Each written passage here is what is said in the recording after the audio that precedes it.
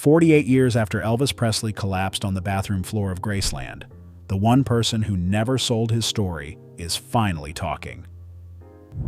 Jerry Schilling was Elvis's closest friend for over 2 decades. He watched every other member of the Memphis Mafia write their books, cash their checks, and spin their versions of what happened. But Jerry stayed quiet.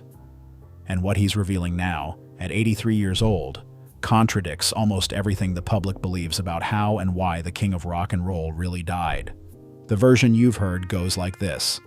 Elvis Presley, 42 years old, overweight, dependent on prescription drugs, died of cardiac arrhythmia on August 16, 1977. Heart stopped. Medical examiners said drugs played no role. Case closed. But 2 months after that announcement, toxicology reports surfaced showing 14 different drugs in Elvis's system, 10 of them in significant quantities. His personal physician, Dr. George Nikopoulos, had prescribed more than 10,000 doses of sedatives, amphetamines, and narcotics in just the first 8 months of that year alone. So the official story was already falling apart before Elvis was cold in the ground. Yet somehow, the simple version stuck. Elvis ate too much, took too many pills, and killed himself with bad choices. Jerry Schilling knows that story is incomplete, and he's got the receipts to prove it. Their friendship started in 1954 on a dusty football field in North Memphis. Jerry was 12 years old. Elvis, already turning heads locally as a singer, wandered onto the field and joined their pickup game. That afternoon changed Jerry's entire life. But unlike almost everyone else who got pulled into Elvis's orbit, Jerry did something nobody expected. He maintained his independence. Jerry grew up without a real home. Elvis knew that.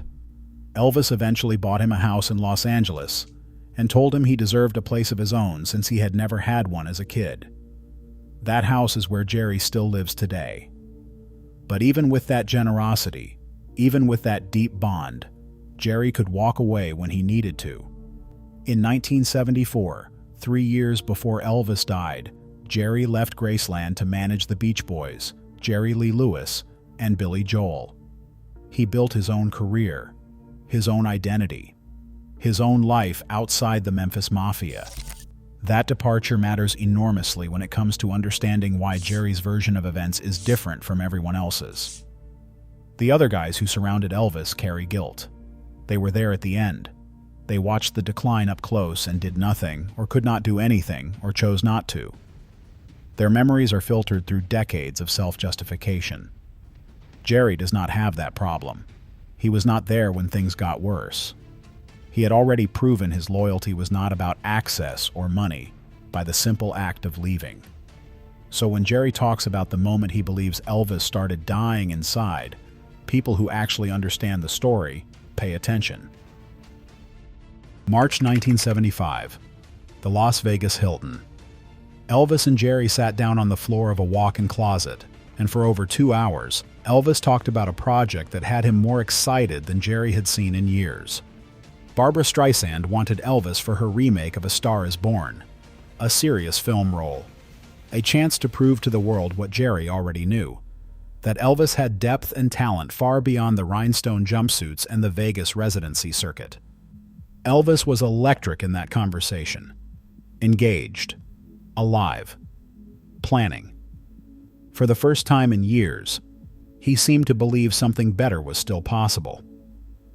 Then, Colonel Tom Parker killed the deal. Parker, the manager who had controlled every aspect of Elvis's career since the 1950s, demanded terms that no legitimate film production would ever accept. He wanted control that Streisand's team could not give him. The specifics vary depending on who tells the story, but the result is the same. The answer was no. The part went to Kris Kristofferson instead. A Star Is Born became a massive hit. Kristofferson's career reached new heights, and Jerry watched something die behind Elvis's eyes in that Las Vegas hotel room. He describes it as the last time he ever saw the twinkle, the last moment his friends seemed to believe escape was possible. That detail changes the entire timeline of Elvis's decline. Not 1977, when his heart stopped in that bathroom. 1975, 2 full years earlier. The collapse of hope came first. Everything after was just the body catching up to the spirit. Because Elvis kept performing anyway, he had to. Colonel Parker had him locked into contracts that could not be broken. Graceland cost hundreds of thousands of dollars to maintain. Friends, family members, employees, an entire ecosystem of people depended on Elvis's ability to generate income. Stopping meant letting down everyone who had built their lives around his generosity. So he did not stop. In the first half of 1977 alone, Elvis performed 60 concerts across the United States. 60. He was dealing with hypertension, severe muscle pain, arthritis in his joints, glaucoma affecting his vision, chronic colon problems, liver issues, and deteriorating lung function. He would take amphetamines before shows just to have enough energy to walk onto the stage at concert halls across the country. Then sedatives to bring himself down so he could sleep on the tour bus. Then more amphetamines to wake up and do it again the next night. A pharmaceutical cycle was tearing his organs apart while everyone around him counted ticket revenue. But here's where Jerry's perspective gets genuinely different from the tabloid version. He doesn't just point at the pills and the fried peanut butter sandwiches and call it a day. He points at something medical researchers have been quietly confirming for decades. In 1967, Elvis suffered a serious head injury.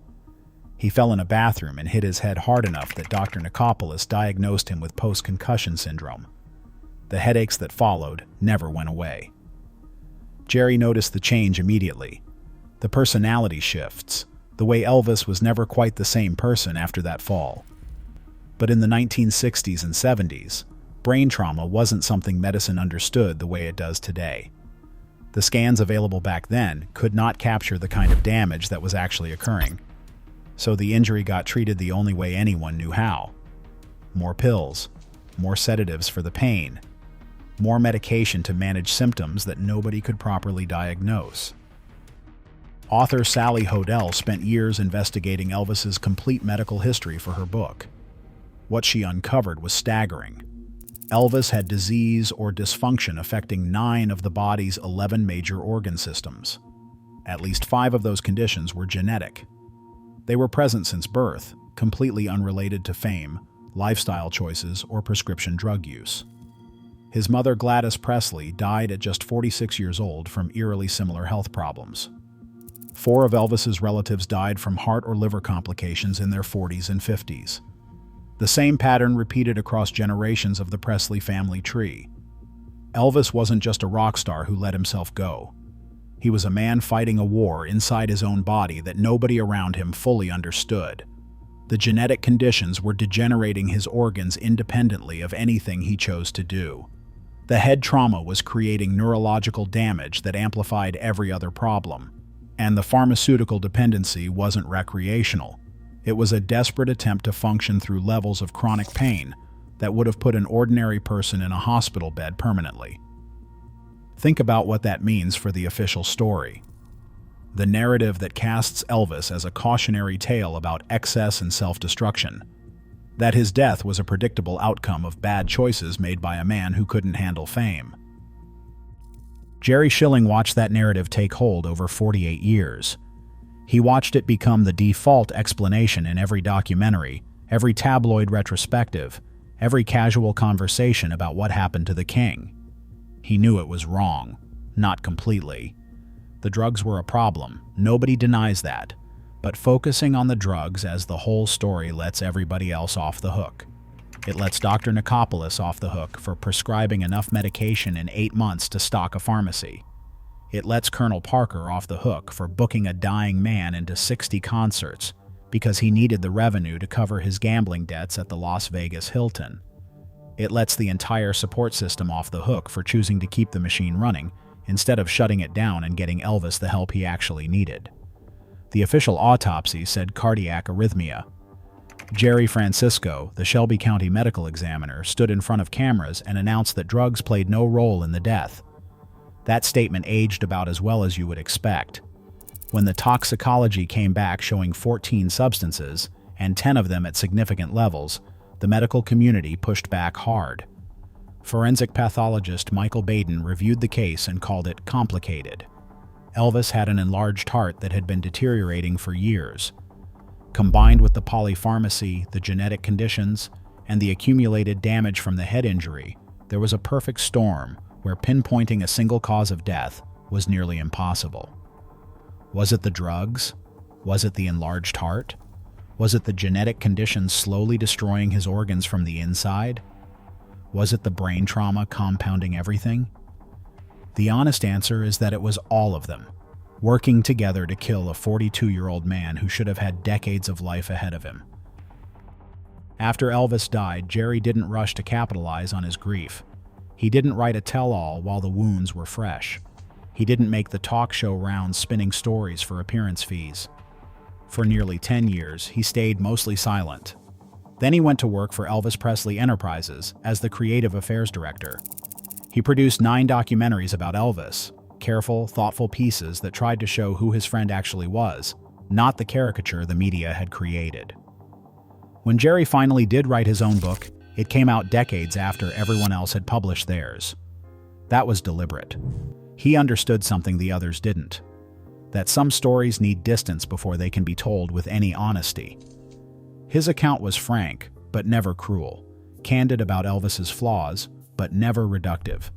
He refused to turn his friend into a cautionary tale about the dangers of fame, and he refused to whitewash the real problems either. Priscilla Presley trusted Jerry enough to make him Lisa Marie's first manager. Baz Luhrmann's 2022 Elvis film cast Luke Bracey to portray Jerry on screen, bringing his role in the story back into public awareness. Jerry still shows up at Elvis Week events in Memphis every August. He still fights to keep Graceland preserved exactly as Elvis left it, not as a theme park or a tourist attraction, but as what he calls the White House of rock and roll. A home frozen in time for future Presley generations to walk through and understand where their family history happened. But preserving the building was always the easier part. The harder work is preserving the truth, correcting a record that was written by people who either didn't know the full story or had reasons to keep it simple. The simple version makes Elvis a tragedy of his own making, a man who had everything and threw it away. Jerry's version, backed by the medical evidence that's accumulated over nearly 5 decades, tells a different story entirely. A man born with genetic conditions that were silently destroying his body from childhood. A man who suffered brain trauma that medicine couldn't properly treat in his era. A man trapped by a manager who valued revenue over the human being generating it. A man surrounded by doctors who prescribed their way around problems they couldn't diagnose. A man who kept performing through agony because hundreds of people depended on his paycheck to survive. That's not a story about self-destruction. That's a story about systemic failure, about a man being crushed by the weight of an apparatus that was supposed to protect him and instead consumed him. Jerry Schilling has been carrying this version of the truth for 48 years, watching the mythology grow while knowing the reality was so much more complicated and so much more tragic. He could have spoken up earlier, could have written his book when the others did, could have made his money and moved on like everybody else. But Jerry understood that Elvis deserved better than becoming a punchline about fried peanut butter sandwiches and rhinestone capes. The truth mattered more than the timing. And the truth is this: Elvis Presley didn't die because he was weak. He died because the system around him was weak. The doctors who kept prescribing instead of diagnosing. The manager who kept booking shows instead of canceling them. The friends who kept enabling instead of intervening. The entire apparatus that valued the product over the person creating it. Jerry Schilling's gift to his friend, 48 years after that bathroom floor at Graceland, is finally making sure the world hears that full story. Not the version that's comfortable or simple, but the real one. The one where Elvis Presley was a complicated, suffering, generous, trapped human being who fought harder than anyone knew against battles nobody could see. That's what 48 years of silence earns you. Not the loudest voice in the room, the most credible one.